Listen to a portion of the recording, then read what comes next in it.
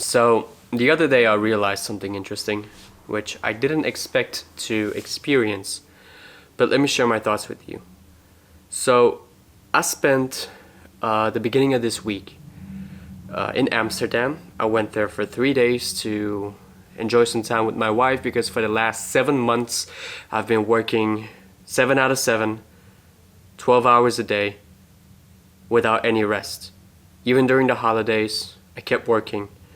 I kept putting in the work in my business on the side, doing the client acquisition and client delivery, and also working my full-time job. And I've been sleep deprived for I don't know how many months now. I think if I track like the stats on my Aura app, which is like I have this Aura ring which tracks my sleep, my rest, everything, how stressed I am, how many calories I burn, etc. It said that at a certain point, which was about 3 weeks ago, my sleep depth score was at 9 hours. So I had 9 hours of being sleep deprived, worth of sleep that I was missing. That sounds messed up. And I haven't been sleeping well. I've been sleeping for 5 to 6 hours, and I felt terrible. I felt garbage. I was always waking up groggy. My emotions weren't always correctly. My thoughts were all over the place. And when I was in Amsterdam, this was my opportunity to relax, to sleep better, to regenerate the energy that I had spent working my job and working on building up the business that I have. Further building up the business. At the end of my day in Amsterdam, of my period in Amsterdam, I would say, I got sick. And it hit me. I would much rather be sleep deprived and working on the business than be sick. Now, why is that? Because on Wednesday, when I got home from Amsterdam, up until now, which is Saturday, so that's about 3 to 4 days, I was incapable of doing anything. I had no energy to work on the business. I had no energy to get out of the couch. While I tried to do something, my head would hurt. My lungs were aching and I had the cough. My nose was runny and it was stuffed at the same time. Whenever I went outside, my eyes would burn. And it was terrible to experience. And that's when I realized being sleep deprived is nothing. I could be sleep deprived for as long as I fall dead, basically, and then be sick and have to work. And most likely the sickness that the flu basically that I got was because of a lowered immune system, because of being sleep deprived. And so I probably wasn't already healthy, my food wasn't the best, and it was better before. But the sacrifice that I had made for working more in the business and having so much basically stress on me that I would sleep less, put in more work, it started affecting my body. It started affecting my mind, it started affecting everything. My immune system dropped and I got sick because of it. Now, why does this matter so much to me? Because even when I am sleep deprived, I can get in the work done. I can still wake up in the morning at 6 or at 5. I can still sit down, work on the business. I can still do that without drinking coffee. Feel a little bit bad about it. Yes, it's boring work. Yes, it's repetitive. Yes, I am tired at the end of the day and I would much rather sleep at certain points. But I still had energy and I could still get things done. While I was sick, I couldn't.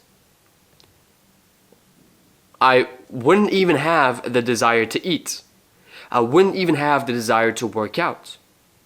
I wouldn't even have the desire to think about anything or even care about the business. All I thought about was, fuck, I wish I wasn't in this situation. And I want to get back to work somehow, but I can't. And so I had to find peace with being in that situation. And that's another thing that I want to share with you all, that when you are in situations when you have no control over, it's super important to not try to control it in any kind of way, because as I tried to force myself to work, I felt more miserable. I felt worse than I already did. And mentally, something was playing in my mind that I wasn't going to make the progress that I want, because now I have 2 weeks off of work after spending 7 months, about 12 hours a day, 7 out of 7 working. I had no time for rest. I had no time for breaks. I had no time to watch a movie. I had no time to sit back on the couch to relax. No, I had responsibilities to fulfill at work, for my business, for my clients. There was no room or space to even have some fun moments with my wife. But now I do, and what happens? I get sick. So that was kind of annoying. Of course it starts to playing mentally on you. Luckily, it didn't affect me too bad because of the strength of mindset that I have developed of doing this for already a little bit. The thing is, as you put yourself in uncomfortable situations in life, and this is why I'm such a big proposer of being in discomfort, is that you'll be challenged in a way that you normally wouldn't when you are in comfort. And when you are in comfort, everything is nice. But when you are in discomfort, of course, everything is not nice. Everything is not fun. So you have to deal with the fact that life is not fun, that things are uncomfortable, that people are challenging you in some kind of way, that the world is testing you in some kind of way. You'll meet yourself more when you are in discomfort than if you were in comfort.